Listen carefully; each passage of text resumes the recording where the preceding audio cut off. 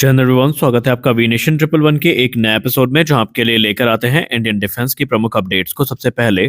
तो चैनल को सब्सक्राइब करना मत भूलिएगा। आज के अपने अपडेट की हम शुरुआत करने वाले हैं K9 वज्र को लेकर आई एक बड़ी अपडेट से। जैसा कि आप सबको पता है कि हाल ही में 100 की संख्या में जो K9 वज्र हॉविट्जर्स हैं, इनकी खरीद को मंजूरी मिली थी।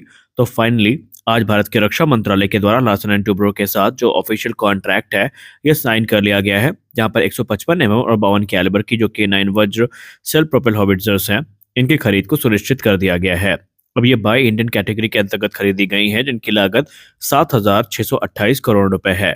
इससे पहले 100 K9 वज्र लार्सन टुब्रो के द्वारा डिलीवर की जा चुकी है। रिपोर्ट्स में इंगित किया गया है कि ये जो एडिशनल बैच होने वाला है K9 वज्र हॉविट्जर का, ये कुछ मॉडिफिकेशंस के साथ में आएगा, और ये मॉडिफिकेशन बेसिकली उस रिक्वायरमेंट का हिस्सा होंगी जो कि भारतीय थल सेना के द्वारा लार्सन टुब्रो के सामने रखी गई थी। भारत इस समय इनकी कैपेबिलिटी से पूरी तरीके से परिचित है, और संभावनाएं व्यक्त की जा रही हैं कि आने वाले भविष्य में तकरीबन 300 की संख्या में जो K9 वज्र की फ्लीट है, ये इंडियन आर्मी के द्वारा ऑपरेट करी जाएगी। ये एक ऐसी आर्टिलरी गन है जो कहीं भी जा सकती है, चाहे डेजर्ट टेरेन हो या फिर लद्दाख जैसे जो इलाके हैं, यहाँ पर भी इनको डिप्लॉय किया जा सकता है। ये मोबिलिटी और लिथैलिटी का एक बेहतरीन कॉम्बिनेशन है, और यही कारण है कि भारतीय थल सेना इनको काफ़ी ज़्यादा पसंद भी करती है, और ऑफिशियल कॉन्ट्रैक्ट भी इनका अब फाइनलाइज हो चुका है। हमारी अगली बड़ी अपडेट ब्रह्मोस एरोस्पेस से आ रही है।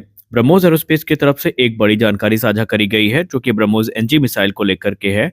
रशियन मीडिया से बात करते हुए ब्रह्मोस एरोस्पेस के डायरेक्टर जनरल डॉक्टर जयतीर्थ ज्योति सर ने एक महत्वपूर्ण अनाउंसमेंट करी है, जहां पर उन्होंने कहा है कि ब्रह्मोस एनजी का जो डिजाइन फेज है, अब ये सक्सेसफुली पूरा हो चुका है, और उनका यह डिक्लेरेशन जो है वो रशियन मीडिया में हुआ है।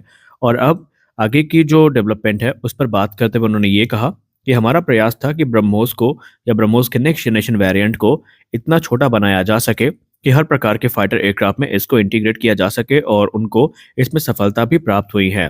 BrahMos NG basically BrahMos air launch variant का एक छोटा वेरिएंट है, जो कि इंडिया के जो फ्रंटलाइन फाइटर्स हैं, जैसे कि लाइट कॉम्बैट एयरक्राफ्ट तेजस हो गए, इनको ध्यान में रखकर बनाई गई है।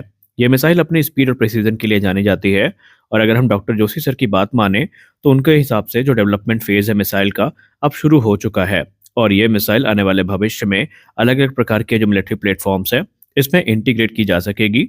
इसमें एरियल और नेवल प्लेटफॉर्म दोनों को शामिल किया गया है। उन्होंने कहा कि डिजाइन फेज के पूरे होने का सीधा मतलब ये है कि अब हम डेवलपमेंट फेज में एंटर कर चुके हैं। ब्रह्मोस मिसाइल का वजन जो होने वाला है ब्रह्मोस एनजी का, ये 1.5 टन के बीच में होगा, और यह 1.5 टन होगा, और आने वाले भविष्य में इसमें फाइटर एयरक्राफ्ट में इसको इंटीग्रेट किया जाएगा। इसमें स्मॉल और मीडियम फाइटर एयरक्राफ्ट भी शामिल होंगे। इसके अलावा जो छोटी नेवल वेसल्स हैं, इनमें भी इसको इंटीग्रेट किया जा सकेगा। इसकी लेंथ को 9 मीटर से घटाकर 6 मीटर कर दिया गया है, और इसकी वजह से जो कंपैटिबिलिटी फैक्टर है, ये और भी ज़्यादा इन्हेंस हुआ है। इस मिसाइल में आने वाले भविष्य में आप देखेंगे कि बहुत सारे जो इम्प्रूवमेंट है वो भी आपको देखने को मिलेंगी। फॉर एग्जांपल, इसके स्टेल्थ फीचर को इम्प्रूव किया गया है, इसके गाइडेंस सिस्टम को इम्प्रूव किया गया है, ताकि पिन पॉइंट एक्यूरेसी के साथ ये एनिमी टारगेट को हिट कर सके। अब सबसे बड़ा सवाल कि इसके टेस्ट कब से शुरू होंगे। अब क्योंकि डेवलपमेंट फेज शुरू हो चुका है, तो अगले कुछ वर्षों में इसके जो टेस्ट है वो संभावित है, और बहुत जल्दी ये आपको प्रोडक्शन में उतरती दिखाई पड़ेगी, और लाइट कॉम्बैट एयरक्राफ्ट जैसे जो प्लेटफॉर्म है उसमें इंटीग्रेट होती भी दिखाई पड़ेगी।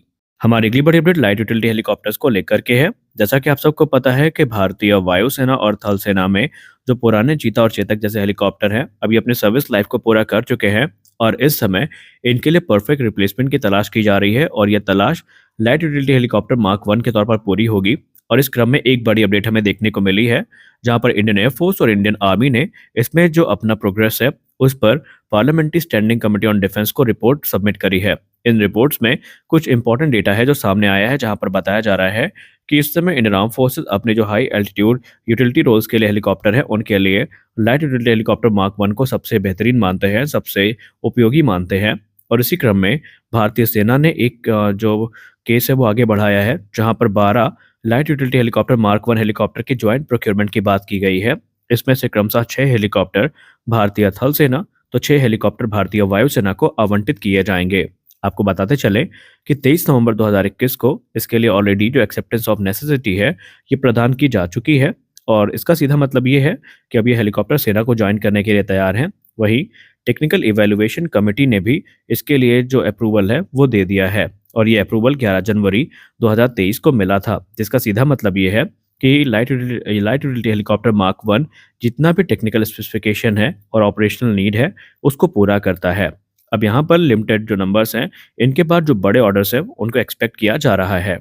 दोस्तों, कभी-कभी कुछ घटना ऐसी हो जाती हैं जो हमें हँसने पर विवश कर देती है। आमतौर पर जब भी हम कोई वेबसाइट खोलते हैं तो हमें उसमें जो प्रमोशनल प्रोडक्ट है या एफिलिएट प्रोडक्ट है वो देखने को मिल जाते हैं। आपको कैसा लगेगा कि आप कोई वेबसाइट खोलें और आपको वहाँ पर जनरल इलेक्ट्रिक F404 इंजन खरीदने का मौका मिल जाए? जी हाँ, निसंदेह आपको ये बात हास्यप्रद लग रही होगी, लेकिन इस समय कुछ ऐसा ही हुआ है। इंडिया मार्ट नाम की एक ऑनलाइन मार्केट प्लेस है जहाँ पर बिज़नेस प्रोडक्ट आमतौर पर बिकते हैं। लेकिन इस समय ये ऑनलाइन जो मार्ट है, ये जनरल इलेक्ट्रिक F404 इंजन को बेच रही है, जहां पर आप इसके लेटेस्ट प्राइस को चेक कर सकते हैं और इसको घर बैठे मंगा सकते हैं। दरअसल ये हास्यप्रद जो चीजें हैं, इस समय सोशल मीडिया पे चर्चा का विषय बनी हुई हैं और जितने भी डिफेंस एंथुसियास्ट हैं और रक्षा विशेषज्ञ हैं, वो इसको काफी ज्यादा इसमें मजा ले रहे हैं। दरअसल यहाँ पर कमेंट्स काफी फनी है। लोगों का कहना है कि आप जनरल इलेक्ट्रिक से इंजन नहीं खरीद सकते, लेकिन इंडिया मार्ट से आप खरीद सकते हैं। कुछ लोगों का ये भी कहना है कि अगर जनरल इलेक्ट्रिक सही समय पर इंजन डिलीवर नहीं कर पाती है, तो बेहतर यही होगा कि एचएएल यूपीआई पेमेंट करके F404 इंजन को इंडिया मार्ट से खरीद ले। दरअसल यहाँ पर आपको बता दें कि जनरल इलेक्ट्रिक अभी तक पहला इंजन भी डिलीवर नहीं कर पाई है और इसकी वजह से जो तेजस मार्क 1 ए प्रोग्राम है, ये बुरी तरीके से बाधित है। और इसी बीच जब ऐसी चीजें आपको देखने को मिलती हैं, तो आपके अंदर का जो ह्यूमर है, वो निसंदेह बाहर आता है। लेकिन फिर भी इस समय हिंदुस्तान एरोनॉटिक्स लिमिटेड लगातार जनरल इलेक्ट्रिक के साथ संपर्क में है और उनको आगाह किया जा रहा है कि वो अतिशीघ्र जो इंजन है, उसको सप्लाई करना शुरू करें। जैसा कि हम सब पिछले कुछ दिनों से ट्विन इंजन डिग बेस फाइटर के बारे में लगातार सुनते आए हैं और इसको लेकर अब मीडिया रिपोर्ट्स में कहा जा रहा है कि इसमें जो क्रिटिकल डिजाइन रिव्यू है, ये लगभग तैयार है और 2025 तक ये पूरी तरीके से तैयार हो जाएगा और उसके बाद कैबिनेट कमेटी ऑन सिक्योरिटी से इसको अप्रूवल भी मिल जाएगा। अप्रूवल मिलने का सीधा मतलब ये है कि 2025 में ऑफिशियल प्रोटोटाइप डेवलपमेंट वर्क जो है, ये TEDBF का शुरू होगा और इसके लिए तकरीबन 15,000 करोड़ रुपए की जो डिमांड है, वो करी गई है। यहाँ पर रिपोर्ट्स में बताया जा रहा है अधिकारियों के द्वारा कि ये प्रोग्राम थोड़ा हाई कॉस्ट प्रोग्राम होगा, क्योंकि इसके पीछे की अपनी एक वजह है। जो रिसर्च एंड डेवलपमेंट फेज है, इसमें तकरीबन 15,000 करोड़ रुपए की राशि की जरूरत पड़ेगी, क्योंकि इसके लिए बहुत सारे जो मॉडिफिकेशन और यूनिक रिक्वायरमेंट है, वो हमें पूरी करनी पड़ेंगी। फॉर एग्जाम्पल, इसको नेवल स्पेसिफिक अंडर कैरेज और लैंडिंग गियर्स चाहिए होंगे, क्योंकि आमतौर पर जो नेवल एयरक्राफ्ट होते हैं, जब इनके एयरक्राफ्ट पे लैंडिंग होती है तो वो काफ़ी हार्ड लैंडिंग होती है। इसके लिए इनके जो लैंडिंग गियर्स हैं, इन्हें विशेष तौर पर तैयार करना होता है ताकि ये स्ट्रेस को बर्दाश्त कर सकें। इसके अलावा इनके अंडर कैरेज को भी काफ़ी ज़्यादा मजबूत करना होता है और बहुत सारी जो चीज़ें हैं वो टेडवीएफ प्रोग्राम में शामिल करी जाएंगी, जैसे कैरियर कंपैटिबिलिटी हो गई, वो देखा जाएगा। नेवल एवियोनिक्स और सिस्टम इंटीग्रेशन होगा और यहाँ पर आमतौर पे जो काफ़ी चीज़ें हैं वो एमका से बोरो की जाएंगी, लेकिन फिर भी जो मैरीटाइम रेडार हैं, सेंसर्स हैं, कम्युनिकेशन सिस्टम है, जो कि मैरीटाइम इन्वायरमेंट में इसको ऑपरेट करने में मदद करेंगे, उनको भी यहाँ पर इनकॉर्पोरेट किया जाना है। तो आशा करते हैं कि 2025 में इसके प्रोटोटाइप डेवलपमेंट को हम शुरू होता देखें। तो आज के इस वीडियो में बस इतना ही। मिलते हैं अगले वीडियो में कुछ और अपडेट्स के साथ। तब तक के लिए जय हिंद।